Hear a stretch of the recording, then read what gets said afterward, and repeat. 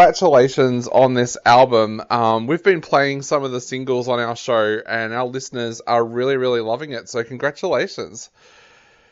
Well, thank you very much. Really appreciate that.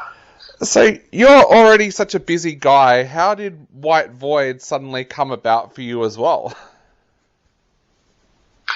Well, it kind of grew from the music that I was making without me even trying to make it grow. It was a matter of when I sit down and I write music, I don't write like specifically for any of my bands. I just write music, and then usually stuff falls naturally into two categories. This is a Borknagar song, or this is a Solofald song. But I found out, it was back in 2017, I guess, that I had quite a few songs that didn't really fit into any of those categories. And I sat down and I listened to them, and I tried to find out if they had a common denominator. And they did. I mean, they had two pretty clear common denominators, and one was that they had this, backbone of 70s hard rock riffing. And the other one was that, the melody side of it, the melodic side, the vocals were clearly inspired by New Wave, the New Wave of the 80s, the British New Wave movement. So I started with that, and I found out that, okay, I love this. I love working with this kind of material. So I'll write more of this stuff. And before you knew it, I'd written an album. Just came natural like that, and I decided that I don't want to do this as a project. I don't want to do this as a one-off thing. It's kind of like Lars from Borknagar goes out and does like a solo album or something like that. I wanted this to be a proper band. So that's when I set out to together the musicians and go through the songs with them and let them transform their parts into their musical language, and well, here we are now. It's almost out. You said you went out and found some musicians. How did you actually go about that? Were they guys that you already knew that you thought would be perfect for this project, or did you go down the auditioning route? Yeah, well, I had some pretty specific ideas of what I wanted when it came to musical skill sets.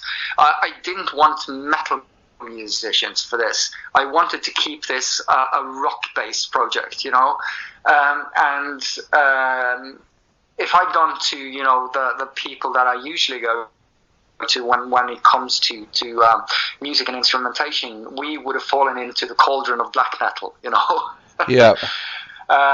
There's something about when people who usually play one style come together to play a different style, it kind of drags the whole thing towards the style that you're used to playing, right?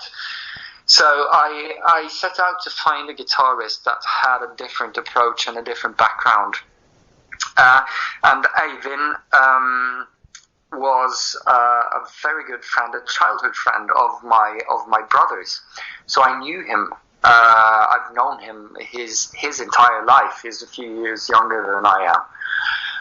And I knew he was an amazing guitarist, but with a whole different expression than the stuff that I've been working with the last 22, 23 years. So I brought him in, listened to the demos, and he sat down and he just started translating my riffs into his sort of 70s blues rocky kind of playing, and that just worked wonders with the musical expression, the totality of the expression. So we did the same thing with the drummer. Our drummer Tobias, he comes from jazz and fusion. That's what he usually plays. And even though, he does some black metal as well. He's been drumming for Ishan, for instance, and for In Vain. But his bread and butter is like jazz and fusion. So he has a very different way of handling his drums than an extreme metal drummer. And that gives a lot more dynamics to the whole expression. And Vega we met through Tobias because they studied music together, and he's deeply rooted in electronic music. Also an amazing bass player, but his way of thinking bass is different from I guess all the bass players I've worked with up to this point. I mean, he has a different attitude to the lower frequencies of the music. So yeah, everything just came together perfectly like that. Yeah. Now, as we mentioned before, most people know you from a black metal background, but this music is heavily inspired by new wave and hard rock. What kind of music did you grow up listening to? Were you someone that had a very vast kind of collection of music that you listened to when you were growing up? Yes, my father was a music journalist. So our house was filled with music. I mean, thousands and thousands of LPs and CDs. And I had full access to all of that from as long as I can remember. And he would play lots of stuff for me. So he would play jazz and he would play prog, early Genesis and Gentle Giant and King Crimson, and he would play Miles Davis and he would play Beatles, and I would get all these fantastic influences from him. He would just open up, the double door to the music world and say, okay, just go and see what you can find and what you can like. So that was my entry into music, and from there, of course, I started exploring, on the side of everything that he had shown me, and that's how I found metal, because that was one of the genres that he wasn't really all that preoccupied with. And of course, you try to do the opposite of your parents, so that was important. Metal, you don't know any metal? Okay, metal's my style, So that was how that whole thing came about, my interest in music. But the hard rock from the 70s, I got that from him, because he had, the Black Sabbaths and the Covens and, all of that stuff. And the new wave I got from there as well, because he would bring all of this amazing melancholic British music into our house in the early 80s, and I would really dig into that, like everything from New Model Army through Erasure, Duran Duran, all of that. I love all of that. Awesome. So you mentioned before too that you found that you were writing this different style of music, and you found that you were kind of writing it all of a sudden. Do you think there was something there inspiring you suddenly to write in this style?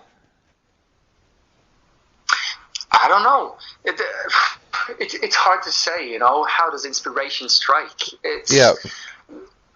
I did experience that when I found out what I was doing, and I was starting to do it like consciously, diving into these inspirations.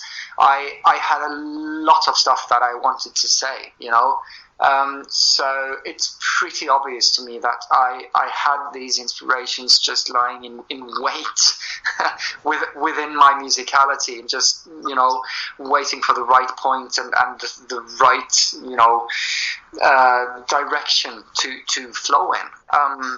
I've never experienced before in my life an quote unquote easier process when it comes to writing. It was really natural, the whole writing process for this album. Awesome. So tell us a little bit about the recording process, because the world's been in lockdown for the last 12 months. How difficult was it to put this album together, and what's it like bringing out an album in the middle of a pandemic? Yeah, it's a weird situation, isn't it? Well, the recording was not a problem, because most of this album was recorded prior to the full lockdown. So what happened was when the full lockdown struck in Norway, which was actually incidentally the 12th of March, which is now the release date for the album this year. Yeah. So exactly 1 year ago, this Friday, we were supposed to go on a tour with Borknagar, a long European tour. American tour, US and Canada. And that of course, was cancelled, and we just needed to turn our attention to something else, something different, something positive to keep us going. And at that time, we recorded about 80%, I guess, of the album. And I'd spoken with Oystein, our guitarist in Borknagar, that I wanted to mix it in his studio and record it. The last pieces in his studio and have him, produce it. And I said, well, now we have 5 weeks in which we were supposed to go on tour, and now nothing's happening. How about we just throw ourselves into the white void and we just get to mixing and putting this album together.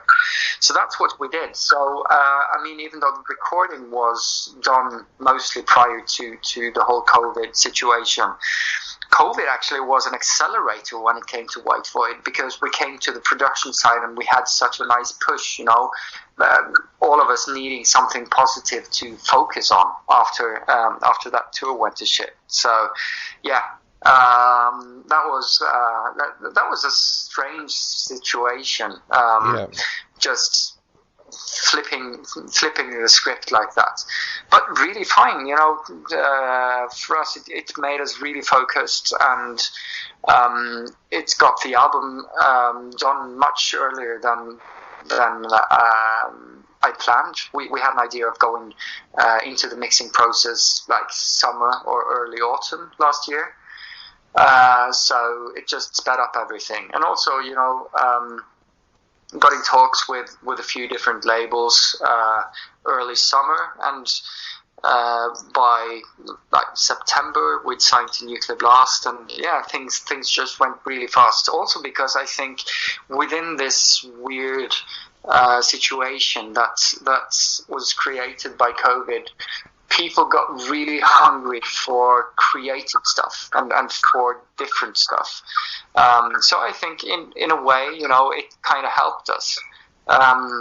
Like it is, with negative things, there are sometimes some positive, connotations as well. Yeah, definitely. And I know we're running out of time, so I'll just ask very quickly, what does it look like there for you now with the pandemic? Is things starting to open back up again like they are here? No, we're at a complete lockdown now. Oh, wow. Because we got the British variety of the virus just wreaking havoc. But, they are vaccinating people now. So I'm guessing within 4 months, maybe 3 or 4 months, things are going to be okay. But right now it's complete lockdown. Can't go to work. No shops are open. Yep. No pubs are open. We're getting used to it though. So yeah, it's good to have things. It's good for me to sit and do interviews and talk to people, Exactly. This is therapy for me as much as it is, promotion for the album. Yeah, we had that kind of lockdown here for 8 months, and it's worked. We've got 0 community transmissions now of COVID, so yeah, the lockdown definitely worked. Well, Lars, I know you've got to go. I know you have to go for another interview, but I just wanted to say thank you so much for chatting to us today. Stay safe, because we want to see White Void in Australia sometime. Yeah, I'd love that. I'd really love that. And thank you so much for giving me the opportunity to talk about my music with you. It was an absolute pleasure. Not a problem, mate. I'll let you go. Have a great night, and hopefully we get to see you soon. See you, mate. Bye. Bye.